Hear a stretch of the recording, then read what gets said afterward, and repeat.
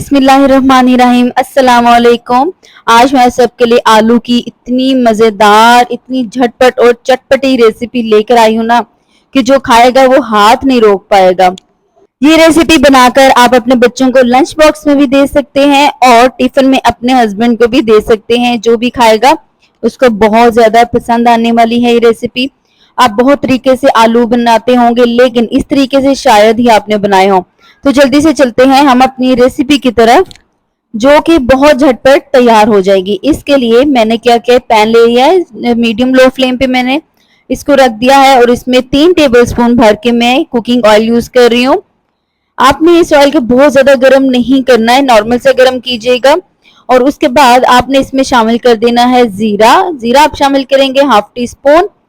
अब इसको आपने थोड़ी सी देर, मतलब कुछ सेकंड्स के लिए पकाना है। आपका जो जीरा है इसमें जलना नहीं चाहिए और आंच आपने मीडियम लो रखनी है, आपने फुल फ्लेम नहीं करना है। मैंने इसको जस्ट 10 सेकंड्स के लिए पकाया था। इसके बाद आपने इसमें शामिल कर देना है अदरक लहसुन का पेस्ट। इसमें मैंने एक छोटे साइज की हरी मिर्च भी डाली हुई है, ये आपने डालना है और इसको पकाना है। अच्छा, अगर आपको लगे कि ये आपका जो मसाला है ये जल रहा है या कुछ भी ये जल सकता है तो आपने इसमें हल्का सा पानी जरूर डाल देना है। इसको आपने 10 to 20 सेकंड्स पका के, ताकि अदरक लहसुन का जो एक स्मेल होती है वो खत्म हो जाए। आपने यहाँ पे शामिल कर देनी है हल्दी। हल्दी आप हाफ टी स्पून इसमें शामिल कीजिएगा।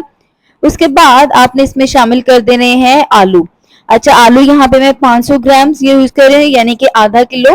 और इनको मैंने अच्छे से बॉईल कर लिया हुआ है। इसमें बिल्कुल भी कच्चापन नहीं होना चाहिए, बहुत अच्छे से इसको बॉईल कीजिएगा।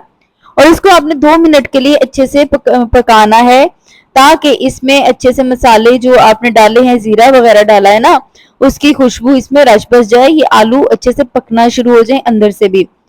हल्का हल्का पानी डाल दीजिएगा और फिर इसको पकाइएगा, ताकि ये जो चीजें हैं इसमें ये नहीं जलें। अच्छा जी, मैंने इसको 2 मिनट यहाँ पे पकाया। इसके बाद यहाँ पे हम शामिल करेंगे कुछ मसाले। नमक शामिल करेंगे, मैं इसमें 1 टीस्पून के करीब यूज कर रही हूँ, आप अकॉर्डिंग टू टेस्ट शामिल कर सकते हैं। चिली फ्लेक्स यानी कि कुटी लाल मिर्च 1 टीस्पून शामिल कर दी मैंने। उसके बाद यहाँ पे चाट मसाला है हाफ टी स्पून। धनिया पाउडर आप शामिल करेंगे हाफ टी स्पून। जीरा पाउडर भी शामिल करेंगे इसमें 1 टीस्पून। उसके बाद यहाँ पे कुटा हुआ धनिया है, ये हाफ टी स्पून है। आप यहाँ पे कुटा हुआ धनिया जरूर शामिल कीजिएगा, क्योंकि इससे बहुत ही जबरदस्त सा टेस्ट और बहुत अच्छी खुशबू आती है। इसके बाद आपने इसको जस्ट 1 मिनट के लिए पकाना है, ताकि सारे मसाले अच्छे से पक जाएं। 2 मिनट भी लग सकते हैं, लेकिन मेरा 1 मिनट में पक गए थे। चले जी, ये तकरीबन रेडी हो गया। अब हमने इसको दम पे लगाना है, तो हरा धनिया आप हल्का से शामिल कर लीजिएगा और कुटा हुआ खुश्क धनिया ये भी आप इसमें हाफ टी स्पून शामिल करके जस्ट 2 मिनट के लिए आपने इसको दम पे रखना है। और ये देखिए जी, हमारे जो आलू हैं जबरदस्त से रेडी हो गए हैं।